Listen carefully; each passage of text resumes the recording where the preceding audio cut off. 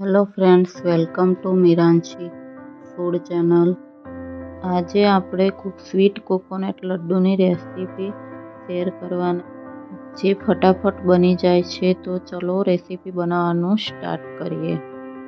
એમાં આપણે 1 લીટર ફૂલ ક્રીમ દૂધ લેવાનું છે। એને અડધું થઈ જાય ત્યાં સુધી ઉકાળવાનું છે। હવે આપણું દૂધ અડધું થઈ ગયું છે। એમાં 1 કપ જેટલી ખાંડ નાખવાની છે। ગ્રામમાં 125 ગ્રામ જેટલી છે। ખાંડ દૂધમાં બરાબર મેલ્ટ થઈ જાય ત્યાં સુધી આપણે એને હલાવવાનું છે। આપણે ગેસની ફ્લેમ મીડિયમ રાખવાની છે અને દૂધને 2-3 મિનિટ હલાવતા જ રહેવાનું છે, જેથી કે નીચેથી ચોંટે નહીં, એ ધ્યાન રાખવાનું। હવે ખાંડ અંદર મેલ્ટ થઈ ગઈ છે અને દૂધનો કલર પણ થોડો ચેન્જ થઈ ગયો છે। હવે આપણે એમાં 150 ગ્રામ જેટલું છીણેલું કોકોનટ એડ કરવાનું છે।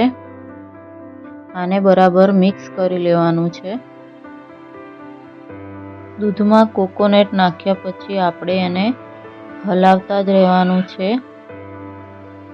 દૂધ બધું બળી જાય અને કોકોનટ એકદમ પૂરું થઈ જાય ત્યાં સુધી આપણે એને હલાવવાનું છે। હવે આપણું કોકોનટ કોરું થવા લાગ્યું છે। પછી એમાં 2 ચમચી જેટલો મિલ્ક મેડ એડ કરવાનો છે। એનાથી આપણા લડ્ડુ એકદમ સોફ્ટ બને છે। આ મિલ્ક મેડ નાખ્યા પછી એને 2-3 મિનિટ જેવું મિક્સ કરી લેવાનું છે, બરાબર શેકી લેવાનું છે। હવે દૂધ એકદમ સુકાઈ ગયું છે અને લડ્ડુ માટેનો માવો તૈયાર થઈ ગયો છે। માવાને હજી પણ આપણે 1 મિનિટ જેટલું શેકવાનો છે। હવે આપણો માવો તૈયાર થઈ ગયો। હવે આપણે ગેસની ફ્લેમ બંધ કરીને માવાને એક પ્લેટમાં કાઢી લેવાનો છે।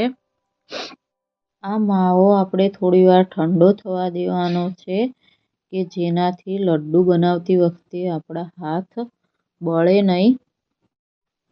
પછી એમાં અડધી ચમચી જેટલો ઇલાયચી પાવડર ઉમેરવાનો છે। એને બરાબર મિક્સ કરી લેવાનો છે। બરાબર મિક્સ થઈ ગયા પછી આપણે આપણા બંને હાથમાં થોડું ઘી લગાવી લેવાનું છે।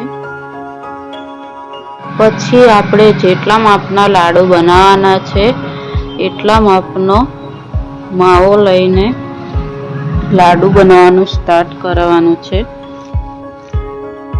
આવી રીતે બધા લડ્ડુ આપણે તૈયાર કરી લેવાના છે। આ બધા લડ્ડુ તૈયાર થઈ ગયા પછી આપણે એક કટોરીમાં છીણેલું કોકોનટ લઈને આ બધા લડ્ડુ ઉપર લગાવી લેવાનું છે। કોકોનટ લગાવાઈ જાય પછી ડ્રાયફ્રૂટના ટુકડાથી આપણે એની ઉપર ડેકોરેટ કરી દેવાનું છે। હવે આપણા કોકોનટ લડ્ડુ બનીને રેડી થઈ ગયા છે। તમે એને એક મીઠાઈ તરીકે સર્વ કરી શકો છો। અને જો તમને મારી આ સ્વીટ રેસીપી પસંદ આવી હોય તો મારી આ રેસીપી જરૂરથી ટ્રાય કરજો અને મારી ચેનલને લાઈક કરો, શેર કરો અને સબસ્ક્રાઈબ કરો। Thank you.